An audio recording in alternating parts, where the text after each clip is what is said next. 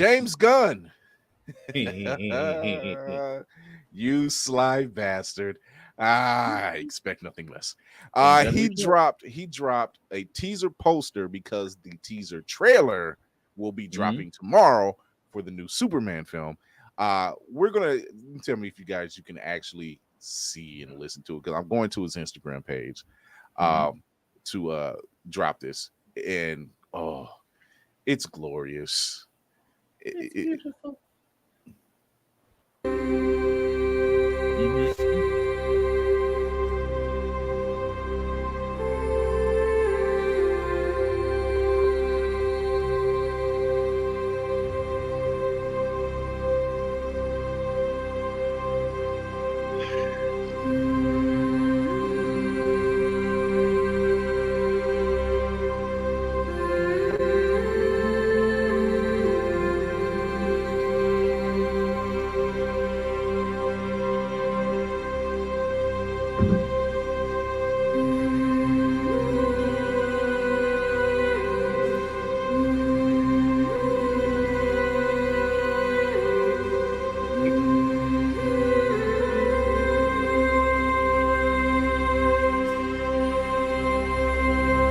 With the hand, stop it.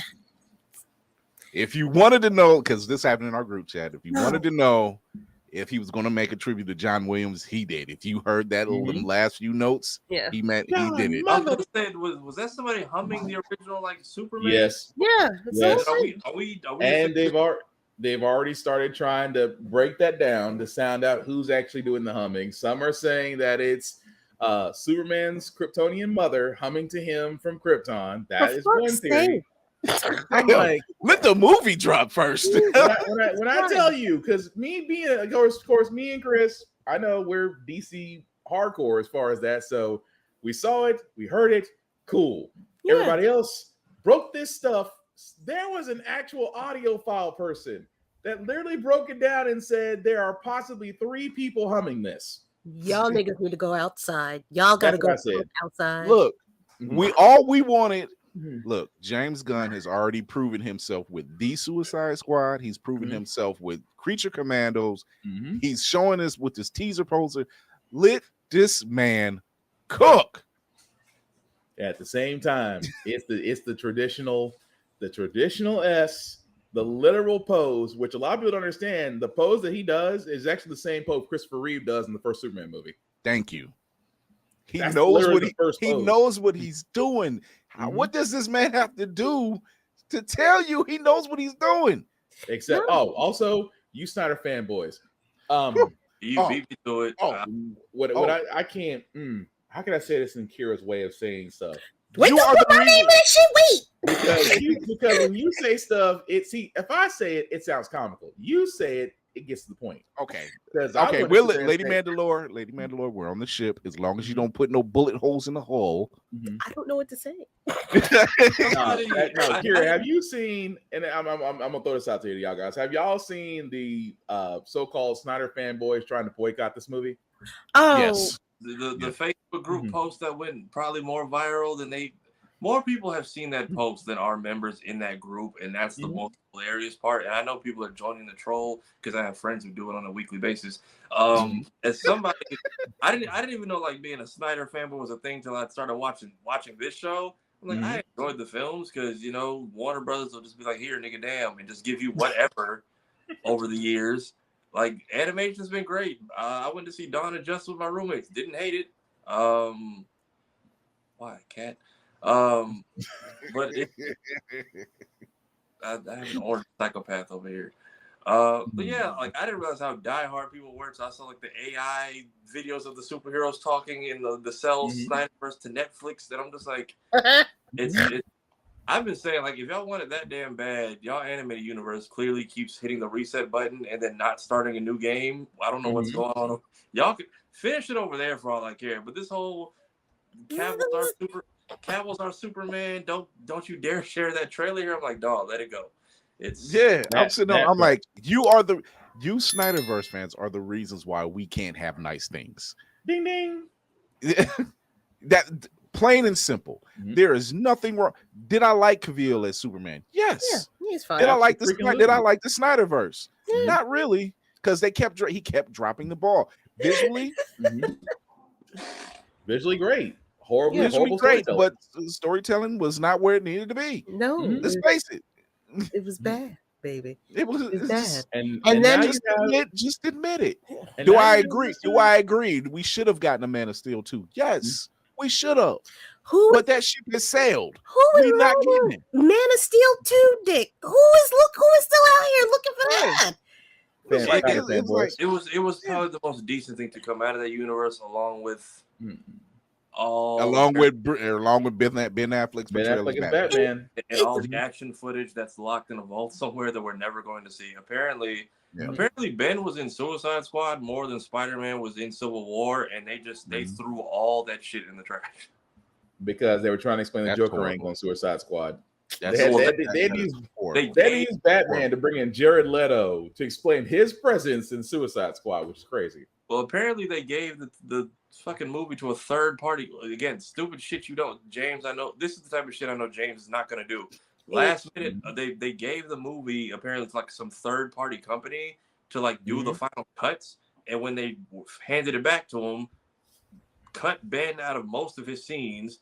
And then apparently a lot of the shots were out of order. So what we got was not what we got is not what test audiences or early screening people saw. That is pretty much it's not saved anywhere. So that's just a memory people get to live with and know that like, yeah, the rest of y'all got you're in the Matrix. I saw what's really out there. Yeah. It's I'm like, look, it's a dead universe. Let it go. You got your crying. If you're crying about what you had, if you're waiting, if you're looking at James Gunn and you're saying he's going to destroy it, no, he scorched the earth already. He got exactly who he wants that was from that universe over to here. He already grabbed the people he needs to grab. He doesn't need anything else. For all those that sit there and say that he's going to mess the DC universe, do you understand that in the 5 movies that Snyder was allowed to make, James Gunn, one Suicide Squad movie, outdid all 5 other movies? So you're telling me the equivalent, 5 movies, 2 years apiece. So 8 years of Snyder, 1 movie of Gunn's. I can literally watch the Suicide Squad. I'm like, this is a good film. This is what I was looking for. My biggest thing is James on Suicide Squad saying like, yeah, DC literally told me just do whatever you want. I'm like, all right, but why? If y'all had maybe given that same grace to everywhere else and just stop sticking your fingers in shit, like it's clear when you have a decent product. I say this all the time about Arkham Knight. It's very clear where like Rocksteady was good. And you can very clearly see where like Warner Brothers just stuck their fingers in the cake that was that game. Like Harley Quinn's Revenge. You're gonna eat this? Harley Quinn's Revenge was great. Then they took that. It was like, let's do that 5 times, but instead of an actual story, let's just make it challenge maps for $15 a piece. And that's the part where I'm just like, y'all. I'm not saying it was gonna be fantastic either way. But it's very clear when y'all just keep. I'm sure in big bold letters on James's contract it says "quit touching shit." Like, even for the animated universe, like there's no platform. Y'all literally y'all think y'all nuked the Legion of Doom, the Super Friends, the 2003 Teen Titans. You literally murdered everybody and then made them sit front row for the 400 episode of Teen Titans Go. I'm not saying anybody deserves less or should be hated on, but at the same time, James is our only saving grace in a huge shit show. He had to take Viola Davis, Jason Momoa, Jolo Mediera, and say, you guys still have a job. Completely. And said, whatever, Viola Davis, you did fine. You have a job. Yeah, Viola Davis is safe. I'm so curious to what he does with Peacemaker because that because he said it. He's already said that when you do see the Justice League show up, when they do show up, he says there's a reason why there's a reason why he strategically shot them the way he shot them in Suicide or in Peacemaker. It was more than one reason, and it was a good reason why he did it. I'm glad he did it the way he did, because he said you're not even going to see Flash yet. That's gone. That's out the window. He scorched the earth. I would have accepted like a ripple in the sky, and then just what the hell was that? Don't worry about it, and then we just see our new. That's what I was expecting at the end of Flash. Like just instead, Aquaman drowns in a puddle for whatever the fuck. Like, how did you get him this far inland to get him sauced in the first? Like, none of this made sense. Right.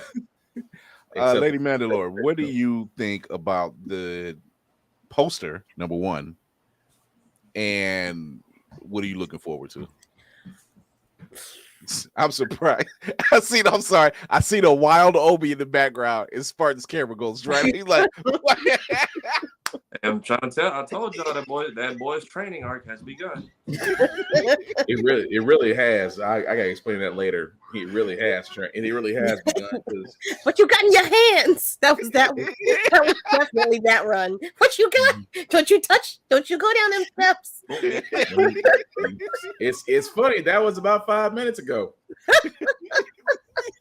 That boy gone. He was like, all I seen is like a walk by. It was like it was quick too. It was like boop, boop, boop, boop. He was hustling. Oh man, he knew what he had to do out. I gotta go over here and tear some stuff over here. This boy has discovered speed. He just hasn't discovered brakes. You're goddamn right.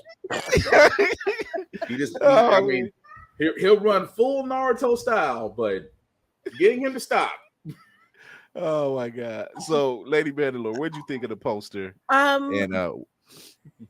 Full disclosure, I'm not a Superman fan. Never have been. Probably never will be. Even after this movie, That's fine. James is going to do a phenomenal job. Don't fuck with me. He's going to do a phenomenal job with this goddamn movie. Yeah, it's a poster. You know, the music, like I expected there, because of the person that James is showing all of us. I kind of already had it in my mind that he was going to do something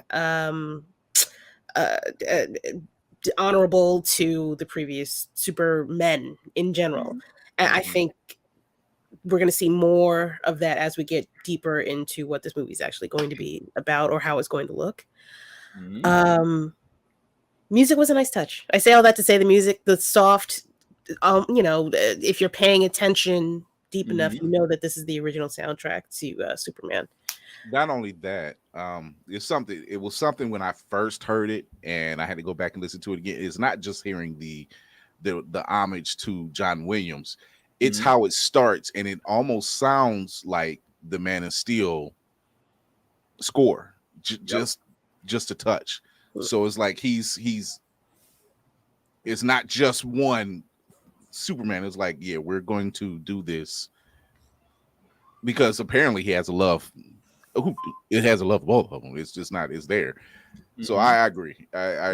He's gonna do just fine. Yeah, and his dedication to everybody watching the Superman, or I guess I want to say Clark Kent so bad. Christopher Reeve's documentary. He don't talk much, but he continually talked about that documentary. Which I still need to see that. Need to see that. I got 15 minutes in and I got to finish it. Oh yeah, when they explained how they did the flight together, I was like, we had no idea what we were doing at first. So we just threw ideas. I was like, in the world of superhero, and this is like one of the first times where we know more about the person making it than who's in it. Because I couldn't tell you, I couldn't name the dude playing Superman right now, but we know so much about Jane. Yeah, see how everybody got his name. David Corn. Yeah, thank you, David Cornsweet. Cornsweet. Yeah. How fast everyone's eyes wandered to even find it, but we know it's a James Gunn project. And that's I think that's what's going to be unique about what he does is the fact that he is kind of guardianing this whole universe with grabbing not so much nobodies, but up and comers that might not be well known and putting them in these large places versus grabbing large actors and being like, you'll sell because you're you. And he said he's already said that the JLI that we'll see in this film, they aren't just cameos. They are not just cameos. So I'm like, once again, he's bringing characters you have not seen, haven't cared about, or don't know much about anyway, to the forefront and saying you're gonna know about him now. Mr. Terrific. Mr. Terrific. Yeah. Mr. Terrific is also, I don't know if he does it in a lot of DC projects, but in what was the one that they should have made a two-parter? Injustice, when he had to go get the other Superman, I'm like, yeah, there's your guy, just behave and maybe you'll get Crisis in like 10 years. But for now, let's relax and let the man do his thing. Very much. So, I'm just happy that you get to see Mr. Terrific. You actually get to see Alan Scott, the original Green Lantern. Like I said, as a DC fan, I'm happy. I mean, the man, Gunn clearly has taken his time on this. And the fact that, you know, the poster. See, here's how I know when something's great. When you see none of the movie, but either a trailer, a screenshot, or a poster sells it. And good or bad. Good or bad sells it. Because they were crying about the suit. Oh, the suit looks too baggy. And I'm like, are you serious right now? Like, they're still shooting. You know, you don't know how this works. Oh, dear sweet child. We're dropping Legacy from the title now, right? It's just yes. He said he's dropping Legacy. Yeah, he's dropping Legacy. All right, we get a trailer. Come back for that. So yeah, we will be doing a review Thursday. I will find some way, somehow. You might be going with me to the movies. You might be going. We going somewhere somehow to Superman. See that movie. But I'm sorry. Go ahead. Matinees do get the job done. It's not like he hasn't done it before. I'm just saying. I'm gonna go in there like Titanic. I have a child. Oh my god. So we're gonna take a quick break. We're gonna come back. We're gonna talk about some of our favorite nerdy moments of 2024. This is only part 1. And we're gonna talk about some of our favorite moments of nerddom, whether that's movies, television, comics, gaming, anime, the 9. And we'll be right back.